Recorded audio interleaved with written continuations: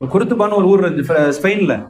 800 ஆண்டு காலம் முஸ்லீம்கள் ஆட்சி செஞ்ச ஊர் ஸ்பெயின், மிகப்பெரிய நாடு. அதுல குருத்துபான்னு ஒரு பெரிய நகரம். அந்த குருத்துபாவுடைய கவர்னர் தன்னுடைய மகனுக்கு திருமணத்துக்காண்டி மணமகள் தேடுறாரு. தன்னுடைய மகனுக்கு, ஒரு கவர்னருடைய மகன், ரொம்ப பெரிய இடம். அப்ப அவர் நல்ல மார்க்கப்பற்று மிக்கவர். அவர் என்ன அறிவிப்பு செய்யறார் அப்படின்னு சொன்னா, இந்த குருத்துபா நகரத்தில் யார் குரானை மரணம் செய்த ஹாஃபிலா பெண்மணிகளோ அவர்கள் அதற்கு அடையாளமாக இரவு நேரத்துல தனது வீட்டில் மெழுகுவர்த்தியை ஏற்றி வைக்கட்டும் அப்படின்னு சொல்லிட்டு அறிவிப்பு செய்வார்.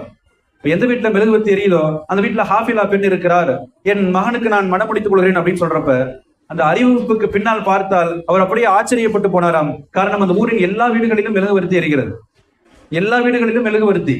இப்ப என்ன அர்த்தம்? வீடு முழுக்க வீடுதோறும் ஹாஃபிலா பெண்மணிகள். குர்துபா நகரத்துல ஒவ்வொரு வீட்டிலும் குரானை மரணம் செய்த பெண்கள் ஹாஃபிலாக்கள் நிறைந்திருக்கிறார்கள். இப்ப அடுத்து என்னன்னு சொல்லி அவர் யோசிச்சு ஒரு முடிவெடுத்தாராம். 40,000 ஹதீசுகளை கொண்டிருக்கிற முவத்தா இமாம் இப்னு மாலிக் ரஹ்மத்துல்லாஹ், அந்த ஹதீசுகளை யார் மரணம் செய்திருக்கிறார்களோ அந்த பெண் வீடுகளில் மட்டும் மெழுகுவர்த்தி ஏற்ற வேண்டும். அதுக்கும் நிறைய வீடுகளும் மெழுகுவர்த்தி ஏற்றிருந்தாங்க. இப்ப குரான் ஹதீஸின் ஆர்வம், மார்க்கத்தை கற்றுக்கொள்கிற ஆர்வம், இல்மை படிக்கிற ஆர்வம் நிறைந்திருந்த காலங்கள் இருந்தது. கண்ணிமிக்கவர்களே, இன்றைக்கு மக்தபு கூட நம்ம வரமாட்டேங்கிறோம். பெண்கள் கிளாஸ் வைக்கிறாங்க, பெரியவங்க கிளாஸ் வைக்கிறாங்க, விரல் விட்டு எண்ணுகிற அளவுக்கு தான் சொற்பமா வர்றாங்க.